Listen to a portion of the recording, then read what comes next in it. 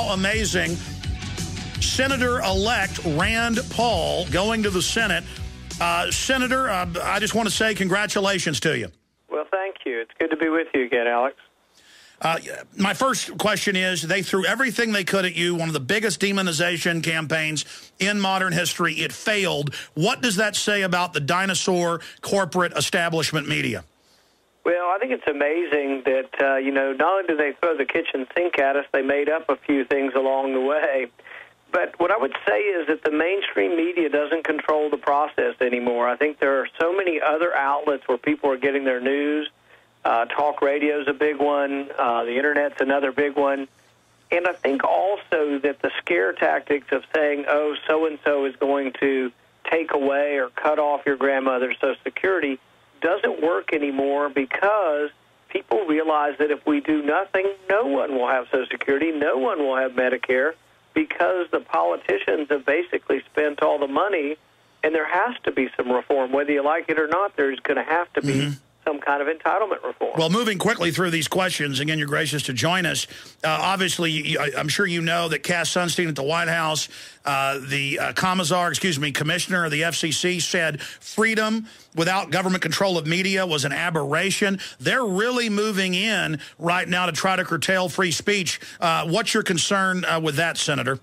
Well, it's funny. I've been concerned about the fairness doctrine ever since I was a teenager, and I can remember writing to a conservative leader back then, and the conservative leader said, oh, we need a fairness doctrine because the liberals are controlling all the radio and the television. Now it's funny, it's the opposite. Now that there's more conservative commentators, the liberals want to stifle the conservatives.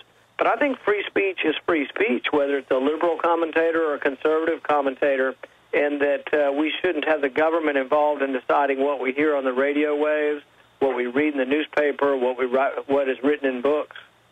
Senator, obviously you're watching the lame duck Congress try to legalize illegal aliens with the DREAM Act, trying to further gut society, trying to pass the food safety bill, which was written by Big Agra to shut down local farms and ranches. Boy, I tell you, they are really showing how disconnected they are.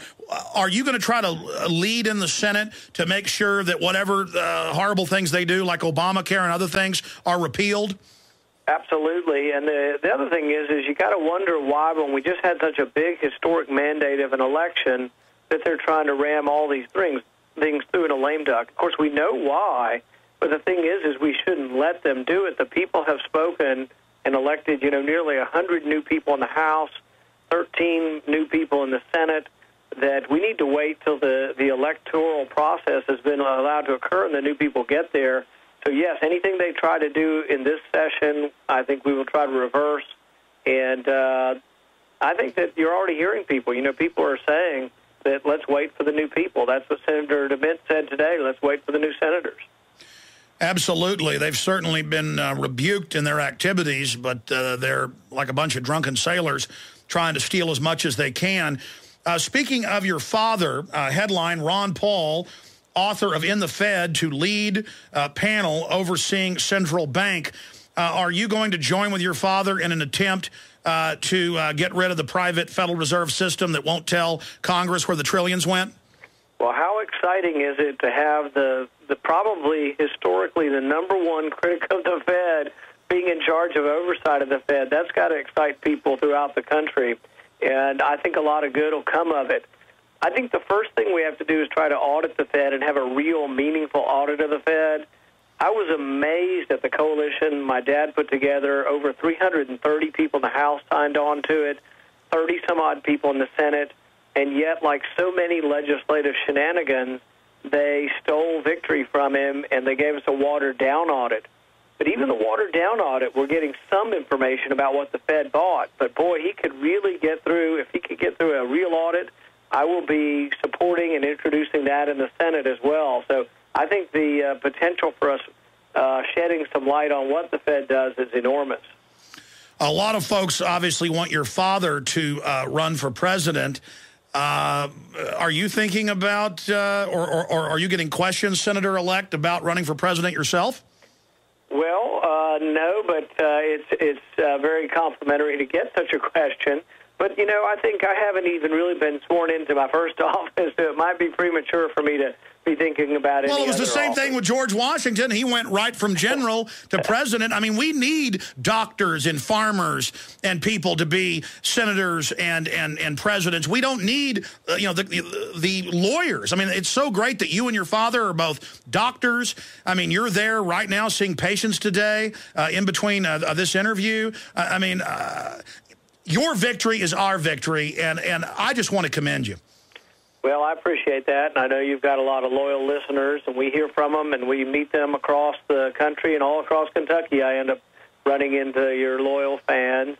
But the interesting thing is that we're going to do some things that have never been done before, in the sense that as soon as I get there, I'm going to talk about and introduce a bill that will cut a significant amount of spending. We have a bill we're working on that will cut $500 billion worth of spending, and that's where we've got to start. And I think the American people are ready to hear it, because the American people know that we're mortgaging our future to China, that we're printing up the money to pay for these massive debts, and that ultimately, as the day of reckoning comes closer and closer, we are in fear of destroying our country if we don't do something about this. And so I think people are no longer afraid, at least I'm not afraid, to go ahead and introduce significant spending cuts and say, look, if you're serious about this problem, you need to vote for this. Absolutely. We'll have a discussion. Senator, sorry to interrupt you. We've only got about 6 minutes left with you here today, and I've got so many questions. MSNBC was deceitful. They lied about what your real views were. They tried all sorts of dirty tricks. They said, if you don't like Obamacare, you are a racist. We now learn that hundreds of millions of dollars from your father's even partial audit of our tax money went to General Electric and to MSNBC. How creepy is that, to know that a government media source like the Kremlin or something went after you? Well, and the weird thing about it also is that, I tell people that once upon a time our dollar was backed by gold until about 1971, at least partially. From 71 to about the year 2005, our dollar was backed by at least U.S. Treasury bills, debt. Wasn't the best thing in the world, but it was at least it was government debt. From about 2005 on, though, it's backed by, I guess, buying GE, MSNBC, backed by buying used car loans, basically backed by what the government calls toxic assets, things that you and I and no person with a rational investment mind would ever buy. We were forced to buy by the Federal Reserve buying it. But that's essentially what backs the U.S. dollar now. Toxic assets are now what we pyramid the dollar on, and that is worrisome. Incredible. Dealing with the carbon tax, when you said, I've got a message from the Tea Party to Washington, we're going to stop you from this carbon tax. California went ahead with it. A 20% tax. They're already got over 30% unemployment, 60 Minutes reports. What are you going to do as a senator, sir, to try to aggressively block Obama from implementing his agenda by stealth through the EPA and FDA and other groups? Yeah, that's one of my biggest fears, and one of the things that through the election I learned more about our government was that I was amazed and appalled to know how much the unelected bureaucrats are doing. And that basically if something fails in the Senate or in the House, they simply do it anyway through these bureaucracies. And so part of the reform agenda that I think the Tea Party stands for, one of the items that I will push for is sunsetting all regulations. Basically, if they pass a regulation, it has to be voted on in Congress by a certain period of time, maybe 6 months, maybe a year, but it cannot just be put on the books by unelected bureaucrats. And really, we're in danger of having the government run by these standing bureaucracies. The Founding Fathers talked about standing armies. Now what we have is a standing bureaucracy that we need to fear, and we really need to have governmental reform. And that's a big thing that I'm going to be pushing as part of what I call the Tea Party platform.